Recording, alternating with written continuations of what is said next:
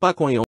Pak On-yong, considerado uma figura proeminente do movimento comunista da Coreia durante a primeira metade do século XX, tendo participado na luta revolucionária, teve seu nome manchado na história por seu ato contra-revolucionário.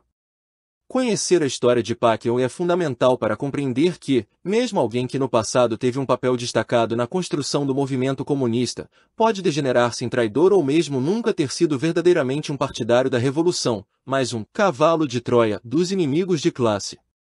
Os primeiros anos e a ascensão no movimento comunista.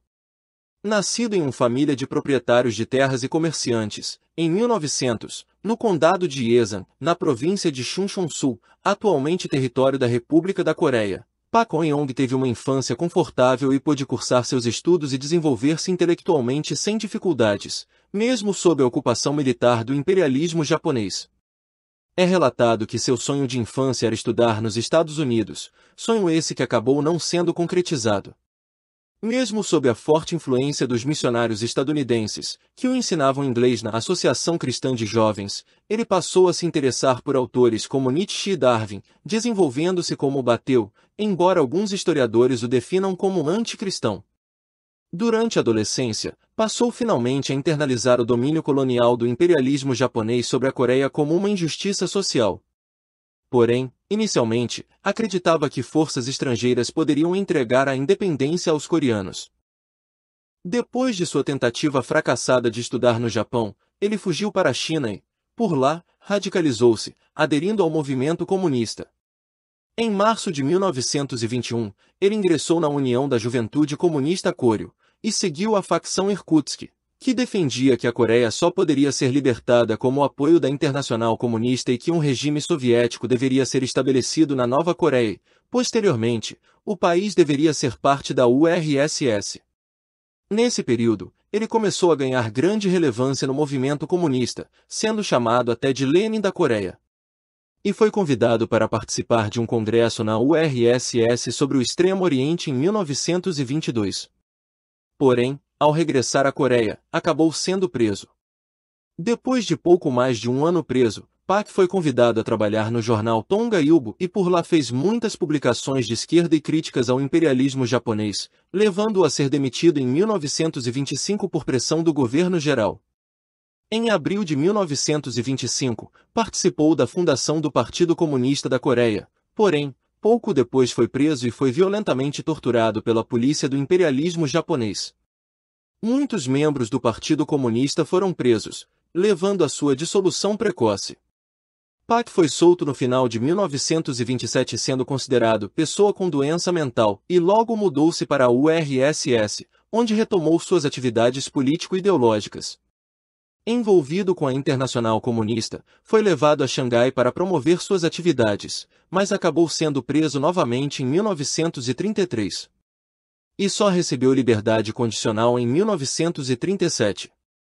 Mesmo depois das prisões e torturas, ele supostamente manteve-se no movimento comunista e na luta anti-japonesa, afiliando-se a organizações clandestinas, sendo seu paradeiro desconhecido por muitos até a libertação da Coreia. Atividades imediatamente após a libertação da Coreia. Com a libertação da Coreia, Pak e outras figuras tomaram como tarefa principal a reconstrução do Partido Comunista e a organização de uma frente para a fundação de um governo. Porém, devido às várias disputas políticas existentes no Sul e à chegada das tropas estadunidenses, sua ideia de estabelecer um governo popular fracassou e o Partido Comunista voltou à clandestinidade. Disse que inicialmente Pak On seria contra o sistema de administração de tutela decidido pela Conferência dos Ministros das Relações Exteriores de Moscou, mas, depois de conversar com figuras coreanas e soviéticas, mudou de ideia. Teve participação ativa no Conselho Nacional dos Sindicatos da Coreia, organização de massas que se opôs ao regime fascista de Ri Sung-min e à opressão da administração estadunidense. Após sua ordem de prisão ser decretada pelo governo militar fascista dos Estados Unidos na Coreia do Sul, ele desertou para o norte. Em novembro de 1946, fundou o Partido do Trabalho da Coreia do Sul. Vale, nesse ponto, explicar que o Partido do Trabalho da Coreia origina-se da fusão entre o Partido Comunista e o Partido Neodemocrático da Coreia, no norte, sendo o Partido do Trabalho da Coreia do Sul uma filial do Partido do Trabalho no Sul. sendo a filial do Norte chamada Partido do Trabalho da Coreia do Norte. Anos depois, as filiais foram fundidas, sendo apenas um Partido do Trabalho, com sede em Pyongyang. Nesse período, conduziu atividades clandestinas para agitar as massas populares da Coreia do Sul contra o regime fascista do imperialismo estadunidense, promoveu o movimento pela libertação nacional através do diálogo com diferentes figuras políticas patrióticas, buscando pela cooperação. Também manteve constante diálogo com as autoridades soviéticas, apoiando a decisão sobre a tutela e os preparativos para a formação de um governo independente no norte. Atividades do novo governo. Após a fundação da República Popular Democrática da Coreia, em setembro de 1948, Park passou a ter uma posição importante interna e externamente, sendo nomeado vice-primeiro-ministro da RPDC e ministro das Relações Exteriores. Posteriormente também ocuparia o cargo de diretor do Departamento Político-Geral do Exército Popular da Coreia. Em 1949, foi à URSS China junto com Kim Il-sung e outros quadros do partido e do governo da RPDC, encontrando-se com importantes figuras diretivas desses países e estabelecendo fortes laços de amizade e cooperação entre as partes. Mesmo com a fundação da RPDC, continuou sendo uma figura importante na Coreia do Sul, sendo responsável por apoiar e estimular as atividades das organizações comunistas e anti-imperialistas clandestinas.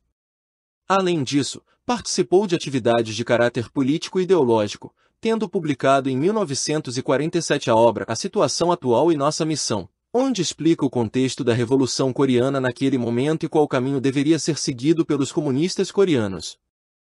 Guerra da Coreia. Com a eclosão da Guerra da Coreia em junho de 1950, a posição de Park como liderança dos comunistas e membros do Partido do Trabalho na Coreia do Sul foi colocada em jogo. Com a conquista de Seul dentro de 72 horas após o início da guerra, pelo Exército Popular da Coreia, esperava-se que um grande levante ocorresse, porém, não foi como planejado. Por conta de decisões equivocadas dos comandantes militares e do cálculo equivocado de Park sobre um grande levante popular, a Operação de Libertação da Coreia do Sul sofreu um revés. Em relação a isso, Park Geun-hye foi duramente criticado. Pouco antes do término da Guerra da Coreia, suspeitas sobre sabotagem foram levantadas. Seria apenas um erro ou algo proposital? A verdade é que, embora Park não tenha total culpa pelo fracasso nessa missão, essa ação, em conjunto com outros movimentos, fizeram levantar-se uma suspeita sobre ele. Foi assim que uma ampla investigação sobre ele foi conduzida minuciosamente na RPDC. Julgamento e execução. Em março de 1953, alguns meses antes do cessar-fogo da Guerra da Coreia, Park Geun-hye foi preso sob a acusação de ser espião dos Estados Unidos e sectário antipartidista. Com isso, obviamente, ele foi retirado de todos os cargos do partido e do governo. Segundo a acusação, Park teria formado uma facção dentro do Partido do Trabalho da Coreia e vazado informações aos Estados Unidos por ambição política. Em agosto de 1952, algumas pessoas já haviam sido presas por atos de conspiração anti-república, incluindo algumas próximas de Park, como Ri Sung-yeop. A investigação prosseguiu e, com obtenção de evidências e depoimentos de figuras próximas dele, foi comprovado que tratava-se de fato de um espião dos Estados Unidos. No julgamento, realizado em dezembro de 1955, após relutância em reconhecer completamente seus atos e sua posição como espião, Park por fim assumiu ser um espião dos Estados Unidos após jogar seu óculos contra o chão, sendo esse um momento crítico do julgamento.